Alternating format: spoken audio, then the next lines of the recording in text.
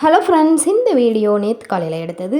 Time பார்த்திங்கன்னா ஒரு 8:30 கிட்ட ஆகிடுச்சு. பட் பனி பார்த்திங்கன்னா இன்னுமே குறையவே இல்லை, நல்லா இருக்குது. பட் இருந்தாலும் என்ன பண்ணுறது, நம்ம ரெகுலர் வேலையை செஞ்சு தானே ஆகணும். இது பார்த்திங்கன்னா வெந்தயம் போட்டு முளைச்ச வெந்தயக்கீரை தான். இதோட 5th டே எப்படி நல்லா வருதுன்னு பார்ப்போம். டைம் 8:30 கிட்ட ஆயிடுச்சா, சரி சமைக்கலாம் அப்படின்னு பார்த்து இன்னைக்கு கொஞ்சம் ஹெவியாக சாப்பிடணும் போல் இருந்தங்காட்டி நான் அவரைக்காய் பொரியல், மணத்தக்காளி கீரை பொரியல், முள்ளங்கி சாம்பார், ரசம், சாப்பாடு எல்லாமே ரெடி பண்ணிவிட்டேன். சாப்பாடு குக்கரில் வெந்துட்டுருக்கு.